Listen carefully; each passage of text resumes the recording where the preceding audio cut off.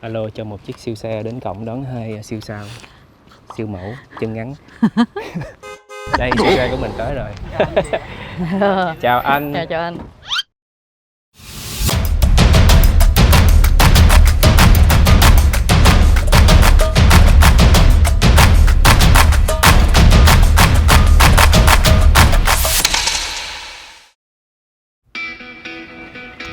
Hello mọi người. Xin chào. Một đứa xanh, đứa vàng, tiệp vô cái màu quay lót mũi nè.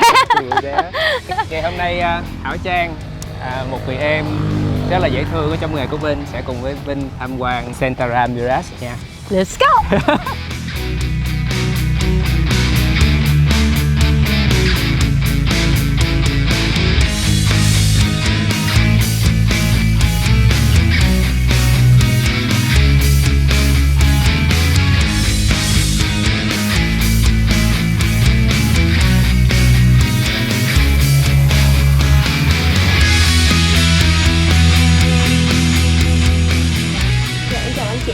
Kiều Anh ạ. Hôm nay em xin phép đồng hành cùng anh chị trong cái chuyến tham quan này ạ. Khi mà những người thủy thủ, người Tây Ban Nha họ đi ngang qua vùng biển này và họ cảm thấy ở đây khí hậu và mọi thứ nó đẹp quá, khiến cho họ cảm thấy là họ vương vấn nơi đây và từ đó xây dựng nên Centara Mirage Resort, mang hơi hướng của Tây Ban Nha.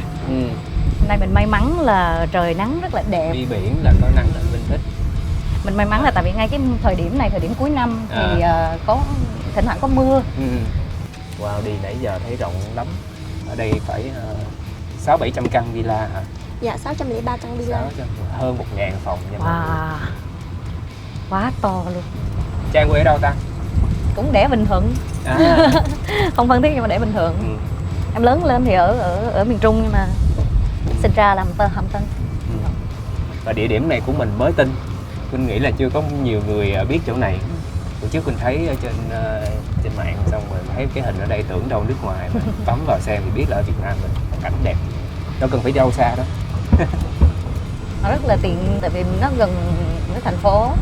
Ví dụ như mình đi cùng với gia đình có xe riêng. Sài Gòn mình ra đây là tầm 3 tiếng hơn. Dạ. Đó. Xong rồi từ Phan Thiết mọi người sẽ đi khoảng 20 cây số nữa mình vào tới Mũi Né. Cái điều quan tâm nhất của anh Vinh khi mà đến resort đó là mình bước vào cái nơi mình nghỉ, căn phòng mà Vinh đã book trước. Còn Trang thì sao? Tất nhiên là mình phải chuẩn bị trước chứ. Mình tới nơi mà mình không có chỗ ở là chết. Và đặc biệt là như thế này, tại vì nó có cái bếp nè. Rồi mình cảm thấy nó như là cái không khí gia đình á. Giống như ngôi nhà của mình ha. Nhưng mà ngôi nhà của mình chắc không được đẹp vậy. Đây đẹp hơn rất là nhiều lần. Đây là căn villa 3 phòng ngủ nha mọi người. View của mình là nhìn vào biển luôn. Và phía bên tay trái mình có thể nhìn thấy làng chài nữa. Trong phòng thì cái màu sắc của nó rất là tươi trẻ ha. Có không khí của địa Trung Hải. Trang thì Trang thích nhìn từ trên cao này, nhìn xuống biển hay là Trang thích là ở ngay sát biển? Dĩ nhiên là khi mà mình đi đến biển thì mình muốn thấy, Trang muốn thấy có cảnh. Đúng. Có cảnh thì ví dụ như view ở đây là quá xuất sắc luôn. View biển từ trên cao. Anh Vinh thấy ở đây đẹp hết, mà riêng cái hồ bơi thì anh Vinh thấy hơi nhỏ nè. Nó chỉ vừa phải thôi, đủ cho mình bơi sinh hoạt cùng trong gia đình, nhưng mà nó không phải là cái nơi mà bơi rộng thoải mái cho những người mà thích bơi lội. Nếu muốn bơi đúng không? Muốn bơi sải đúng không? Đi ra hồ bơi chính, to đùng luôn. Cái vị trí ở đây rất là tiện lợi, tại vì sát bên làng chài thôi, mình sẽ không có cần phải đi quá xa. Nếu như mình ở ngay trong Mũi Né đi làng chài lúc trước cũng xa.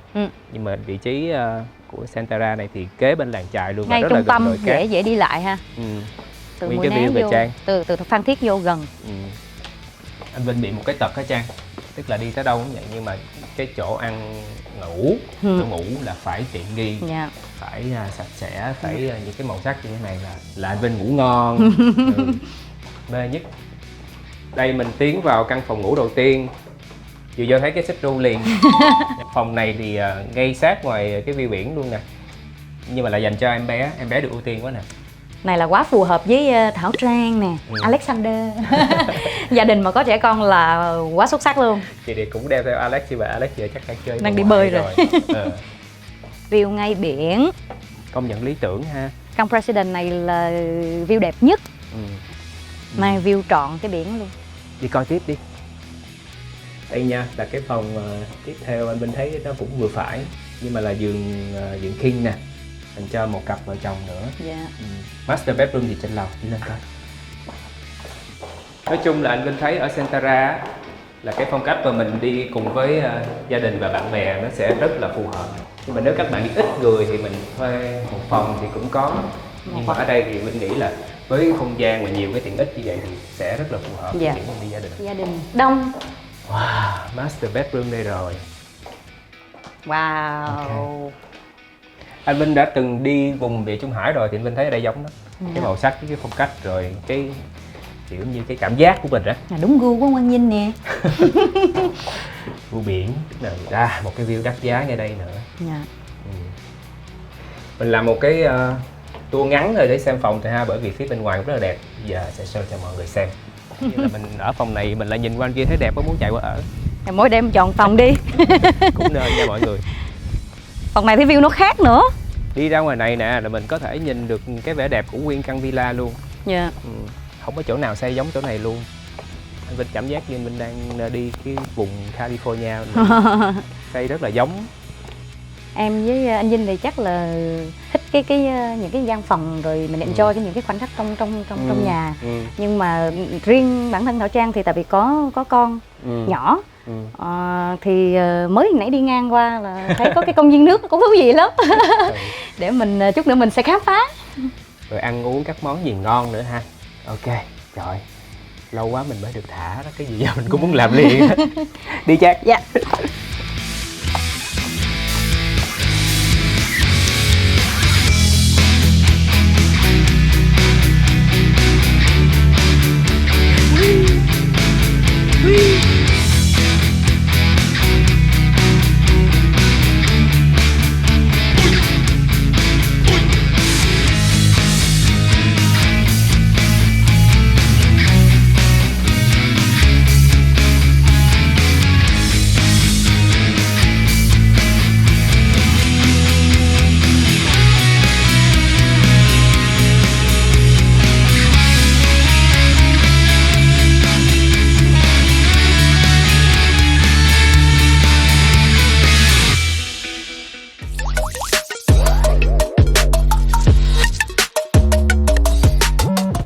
Mình đang đến với chuyên mục mà Vinh thích nhất, đó là trà chiều cùng với Quang Vinh, Tea Time with Quang Vinh. Hồi hộp quá. Hồi hộp Hả? Anh Vinh sẽ chơi một cái trắc nghiệm nho nhỏ với Trang nha.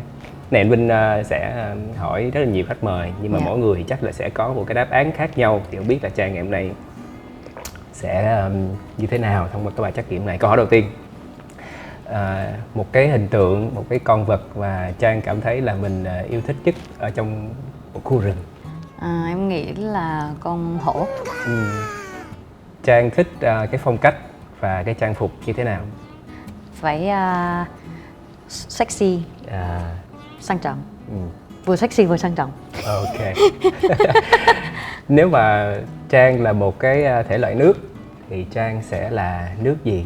Chắc cái nước uống nó cũng đặc tả được cái tính cách của mình đó. Cocktail. Cocktail. Nó là cay cay. Có rượu, có nồng. làm cho người ta say. Say, thích cảm giác lân say, giống như là cháy bỏng chút xíu đúng không? Rồi. Câu cuối cùng là nếu mà Trang bị nhốt vào trong một cái không gian mà xung quanh Trang là trắng tinh hết, không có cửa sổ, không có một cái lối nhìn ra ngoài hết, nó toàn là màu trắng thôi, trắng tinh hết luôn nha, thì Trang sẽ cảm thấy như thế nào? Cảm giác như thế nào hả? Thanh khiết. Thanh khiết. Giải thoát hả? Giải thoát. Rất là hay. Thanh khiết và giải thoát. Rồi xong Trang đã hoàn thành được 4 câu hỏi của anh Vinh. Bây giờ anh Vinh sẽ giải thích cái đáp án với Trang nha. Câu đầu tiên đó là cái cá tính của Trang, là Trang nghĩ là mình mạnh mẽ như một con hổ, có sức mạnh. Cái thứ hai nữa, Trang thích mặc đồ kiểu như sexy, sang trọng, đó là cái hình ảnh mà Trang đang xây dựng. Tức là Trang muốn mọi người nhìn vào mình với một cái phong cách, cái phong thái, một cái thần thái như vậy. Đúng không? Đúng rồi. Câu thứ ba đó là Trang chọn ly nước giống như cocktail, nó tượng trưng cho đời sống hàng ngày, yêu đương nè, chuyện mây mưa nè. Cặp đôi đó của Trang nó sẽ như vậy, nó bay bổng, nó bị cay nồng. Câu cuối cùng thì nãy Trang nói rất là hay, một cái sự giải thoát, cái câu đó ý nghĩa đó là cái suy nghĩ của Trang về cái chết. Wow, Trang nghĩ đúng về cái đó. Đó, khi mà Trang đối diện với cái chết thì Trang sẽ cảm thấy là cái cũng bình thường, thanh khiết và giải thoát. Giải thoát. Đúng không? Wow. Không ngờ, em không nghĩ nó là nói về cái chết, nhưng mà rồi. Yeah. Vô đề. Okay. Yep. Cheers. Nên rất là vui bởi vì có Trang đi chung nha. Mấy ngày nay thì Trang ở đây rồi, Trang cảm thấy làm sao? Nói chung là mình cũng một cái thời gian dịch nó quá dài, rồi mình bị bí bách, stress, thì chuyến đi này thì nó giống như mang cái cuộc sống của mình nó trở lại vậy đó. Anh có nghĩ như vậy không? Trang. Khi mình đặt chân được đến Resort Santora thì cái cảm xúc nó vỡ òa. Tại vì mình bị quá lâu mình không có ra khỏi thành phố, rồi gặp thêm ngay cái view nó quá đẹp, phòng cũng đẹp nữa, sướng phê. Bây giờ mình trở lại quay ngược thời gian đi. Đó, mình tiếp xúc với âm nhạc rất là sớm. Còn Trang thì sao? Em hả? Sớm hơn anh. 1 tuổi là hát rồi. Em nghĩ chắc 3-4 tuổi gì đó. Tức là trong gia đình phát hiện ra là có giọng hát. Wow. Trong gia đình là có ba hát, cậu hát. Những người trong gia đình là thường hay sinh hoạt văn nghệ gia đình thôi. Từ 3-4 tuổi là đã biết hát. Và mọi người phát hiện ra cái giọng hát rồi, biết có khiếu rồi. Lúc đó không phải là Tết, nhưng mà mặc cái bộ áo dài Tết màu hồng, nhớ như in luôn, là còn in cái hình con rồng trên cái áo dài đó, dễ thương lắm. Rồi bà nội dắt ra chợ, đưa cháu ra ngoài chợ, xong rồi có một cái tấm phản, hình như cái lúc đó không có bà. Sân khấu đầu tiên là một cái tấm phản ngoài chợ. Là 4-5 tuổi là ra đó hát, xong rồi mấy cô bán ở chợ là cho kẹo bánh. Nhưng mà cái đó là cũng văn nghệ cho vui thôi. Xong đến 15 tuổi, 14-15 tuổi vào Sài Gòn. Thì lúc đó là nghỉ học, lúc đó là nghỉ ngang rồi, coi như cuộc đời mình đứt từ đây rồi. Thì đi làm, em đi may, làm may trong gia đình, phụ việc gia đình. Rồi sau 1 năm thì em về phụ mẹ ở Bình Dương. Thì em làm ban ngày phụ mẹ, còn ban đêm đi học bổ túc. Thì gặp một chị bạn ở trong lớp. Thì chị đó là ca sĩ, hát ở Bình Dương. Thì đi chơi với chị, rồi đi hát karaoke với chị, thì chị cũng có biết cái giọng hát của em. Xong rồi có một lần chị giới thiệu em lên sân khấu, cái lúc em chở chị đi hát. Rồi nó cũng giao tiếp trong mấy cái môi trường có bầu show rồi đám cưới, thì được lên sân khấu hát. Năm 2007 Trang tham gia Việt Nam Idol. Có phải cái đó là cái cột mốc mà Trang nghĩ là giúp cho tên tuổi của mình đến với đông đảo khán giả yêu nhạc không? Thời điểm mà em thi là lúc em đang học nhạc viện. Thì may mắn là cuộc thi đó nó đúng cái tiêu chí. Thì em dừng ở top 5. Sau cuộc thi thì nó như là một cái bước ngoặt lớn đổi đời. Sau cuộc thi vừa bước ra khỏi cuộc thi là thành một người nổi tiếng rồi.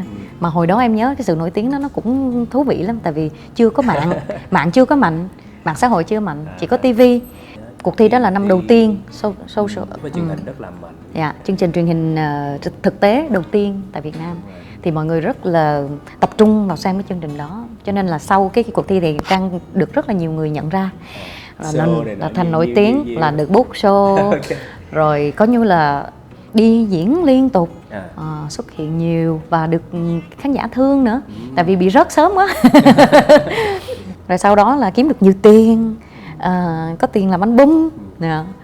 Thì làm là thuận lợi hết. Dạ, thuận lợi. Nhưng mà cái lúc đi bởi giờ hát rồi Trang gắn với cái nickname là Xấu Lạ.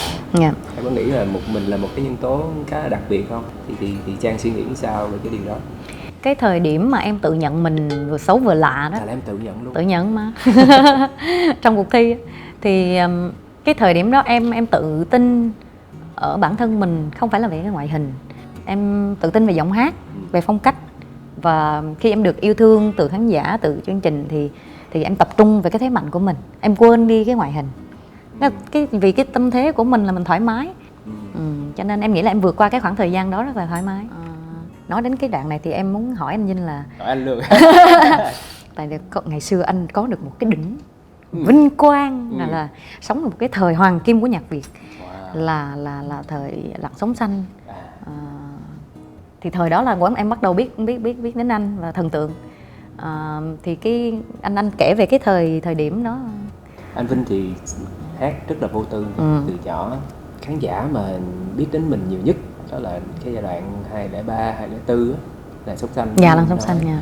Anh bình thường lắm nha, cứ đi hát rồi thấy khán giả đông mà hát theo nhạc của mình thuộc hết trơn rồi, cả một sân vận động thì mình diễn mình sung hơn hết rồi, không có nghĩ về cái hư danh hay là cái bạn biết là mình sẽ cái này nó sẽ qua đi nha, là cái đỉnh cao và cái sự yêu mến này, tức là nó sẽ chuyển qua, thì tất nhiên sẽ có cái lớp thế hệ sau, nhưng mà anh cũng vui là mình đã từng biết được cái sự thành công và cái sự yêu mến nó như thế nào, và vui hơn nữa đó là tới thời điểm hiện tại bây giờ vẫn làm nghề, tất nhiên là mình sẽ có những cái không gian mình hát cho đối tượng khán giả riêng mình.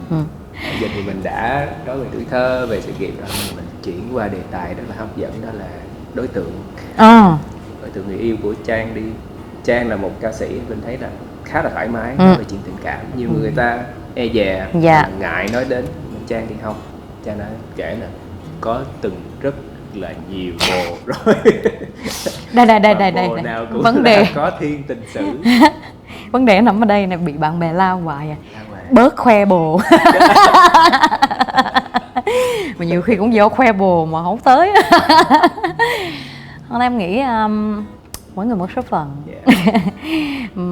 Mình cũng muốn là chỉ tìm được một người thôi, đúng không? Chứ mình bắt đầu một cái người mới nữa thì mình sẽ rất là mất thời gian đi lại từ đầu. Nhưng mà mình không có được may mắn. Mà em nghĩ là nó cũng có cái thú vị riêng của nó, là trải nghiệm nhiều cái tính cách khác nhau.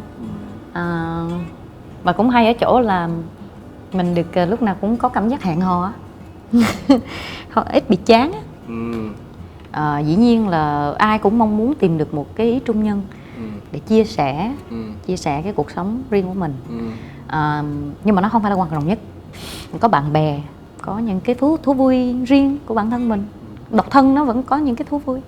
Mình tin chắc là nếu các bạn có dịp mà gặp Trang ngoài sẽ cảm thấy Trang rất là hay, cá tính nè, mà quan trọng là cái năng lượng tích cực, và nói chuyện trò chuyện với Trang chân thật và thoải mái nữa đó. Và những cái chia sẻ của em cũng không có, nó rất là đời. Anh Vinh thích cái điều đó.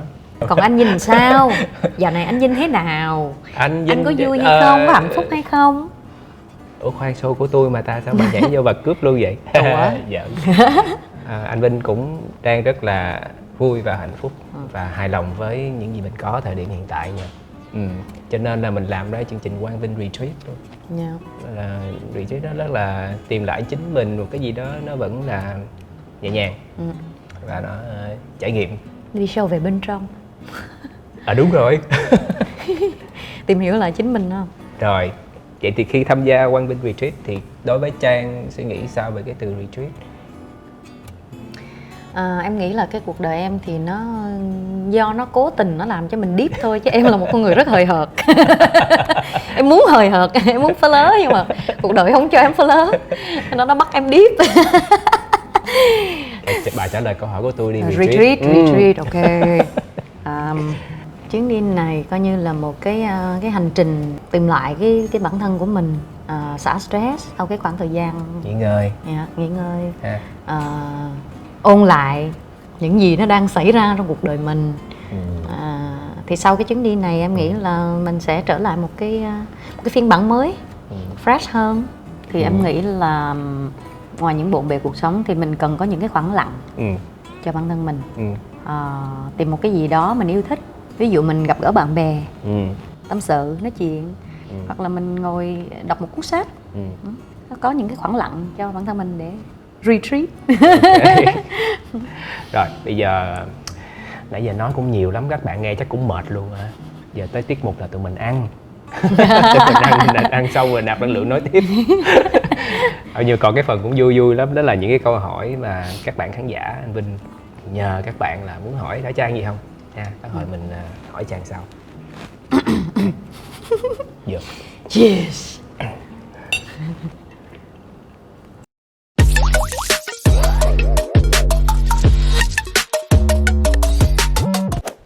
Phần này vui nè, Vinh sẽ thay mặt khán giả và có chút xíu thử thách Trang những cái câu hỏi Hỏi nhanh đáp nhanh. Dạ, ok. Bộ phim em đã xem gần đây nhất? Star is Born. Quyển sách em đọc gần đây nhất?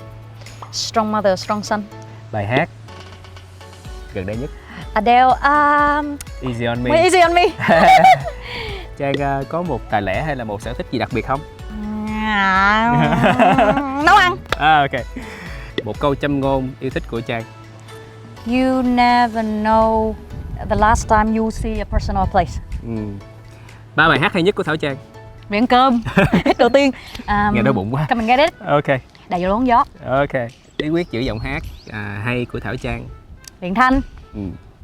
Bí quyết chăm sóc sức khỏe, dáng vóc. Tập luyện hàng ngày. Ok. 3 việc mà yêu thích nhất của Trang thường làm khi có thời gian rảnh. Du lịch. Đọc sách. Đi quẩy. Địa điểm trên thế giới mà Trang muốn đến nhất ngay lúc này. Châu Âu. Ok.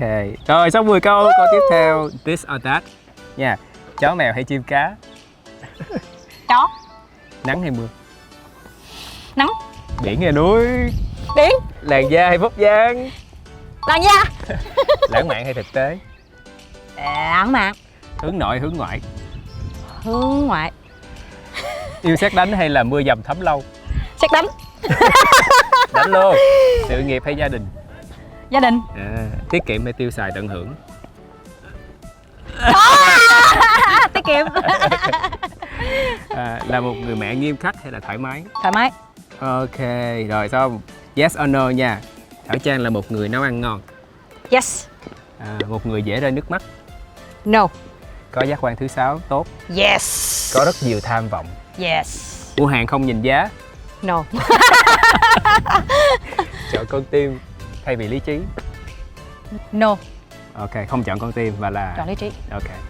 Đã từng bị từ chối khi tỏ tình. Yes. Đã từng có một mối tình trên 5 năm. Chưa tới 5 năm mà. 4 năm rưỡi. Trang chuẩn bị ra mắt một dự án âm nhạc. Yes. Trang đã từng bị quấy rối bởi crazy fan. No. Chưa luôn. Dễ thương vậy. What if Trang có một siêu năng lực, Trang muốn sở hữu khả năng gì? Bay. Hey. Nếu không là ca sĩ thì Trang làm gì nè? Đầu bếp chẳng hạn. Có thể. Nếu có trong tay thật nhiều tiền, Trang sẽ làm gì? Đi du lịch vòng quanh thế giới. Mình hả? Nếu được ăn tối cùng một người nổi tiếng, sẽ là ai? Thor. Chris gì đó, Hemsworth. Ok. Nếu được thay đổi quá khứ, Trang muốn thay đổi điều gì? Không thay đổi gì cả. Một bộ phận trên cơ thể muốn thay đổi.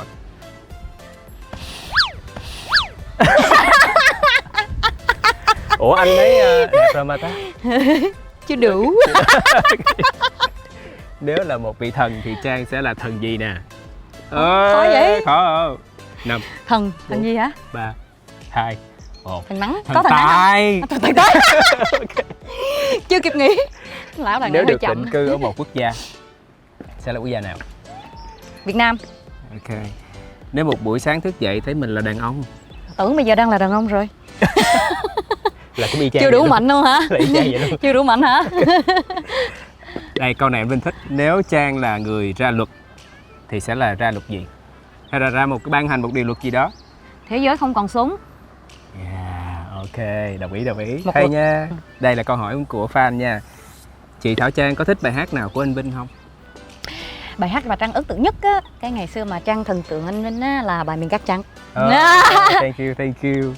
Cơ duyên nào giúp anh Vinh và chị Trang quen biết nhau? Tức là đi event, đi diễn Trước đó gặp nhau. Cơ duyên này nè, làm chương trình Quán Quýnh Dạ.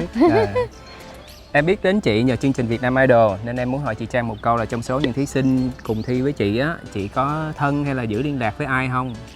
Còn giữ liên lạc nhiều người lắm. Phương Vi, Trà My, Thanh Phong, Hải Yến, Ngọc Ánh. Chị Trang hãy kể một kỷ niệm vui nhất và một kỷ niệm buồn nhất trong suốt thời gian đi hát của chị. Vui nhất. Khó mà tìm được cái vui nhất, tại vì nhiều sân khấu khác. Buồn. Có không? Là cái thời chưa nổi tiếng thôi. Tại là đi đến nơi rồi mà không được hát cái đi về. Mà xa ơi là xa. Cũng là một kỷ niệm. Rồi, Chị có buồn không khi tên tuổi của mình lại bị gắn với biệt danh xấu lạ? Vì hầu hết phụ nữ đều mong muốn mình là một người xinh đẹp. Cái này hồi nãy trong tóc mình nói rồi là không. Ok. Hai anh chị hãy lần lượt liệt kê 3 tính từ để miêu tả đối phương. Anh nói trước. Trang đẹp, rất là đời, Trang rất là tích cực, lạc quan á. Chỗ 4 từ luôn. Lãng tử. Ủa không có rau. Calm là gì? Đầm. Đầm. Cũng là lạc quan. Rất là lạc quan. Thank you Trang. Theo chị cảm nhận thành tựu lớn nhất trong sự nghiệp âm nhạc của chị là gì? 3 album. 3 album. Thành tựu. Chị Trang cho em hỏi, người có ảnh hưởng lớn nhất đến sự nghiệp ca hát của chị là ai? Ảnh hưởng lớn nhất hả? Không có một người, có nhiều người. Về sự nghiệp là đầu tiên là có Whitney Houston. Thần tượng lớn nhất đầu tiên. Rồi sau này thì có những nghệ sĩ trẻ như là Rihanna, Beyoncé, J-Lo, nhiều lắm. Em ấn tượng với chị Trang vẻ ngoài và phong cách rất mạnh mẽ. Không biết bên trong chị có mạnh mẽ và gai góc như vậy không? Hay cũng sẽ có lúc mềm, mỏng, yếu đuối ạ? Đa số là mạnh mẽ, cả ngoài vẫn trong. Okay. Anh Vinh và chị Trang có bao giờ nghĩ đến việc hợp tác trong một sản phẩm nào đó chưa ạ? Hỏi này để anh Vinh trả lời đi. Cho vui, nãy giờ hỏi không ngờ cho mình trả lời. Thì bây giờ là Trang và Vinh sẽ hát tặng mọi người một ca khúc.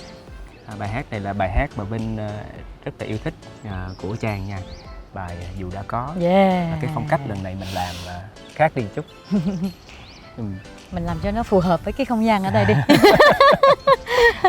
Mong là mọi người sẽ thích phần trình diễn này của Trang và Vinh nha. Và một lần nữa anh Vinh cảm ơn Trang rất là nhiều.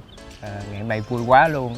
Và hy vọng sẽ còn được nhiều dịp và hai anh em mình gặp nhau nữa. Đi thêm nhiều chuyến đi nữa. Cảm ơn anh Vinh rất nhiều. Thank you. Ôi, arigato so much.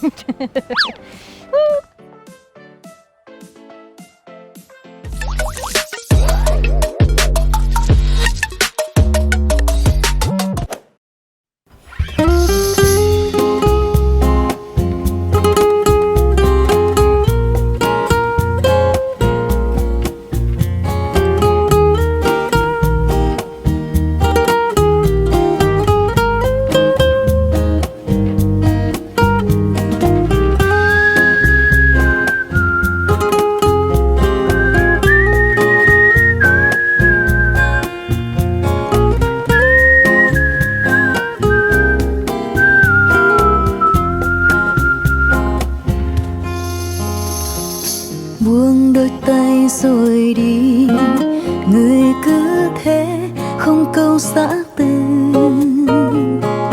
Nhìn người rời chẳng nói câu gì, như ngày nào anh vẫn vô tư. Anh đã cố lừa dối, ngày xa em sẽ không đến vội, để hối tiếc phút giây còn lại giữ trong anh đến mãi không phai.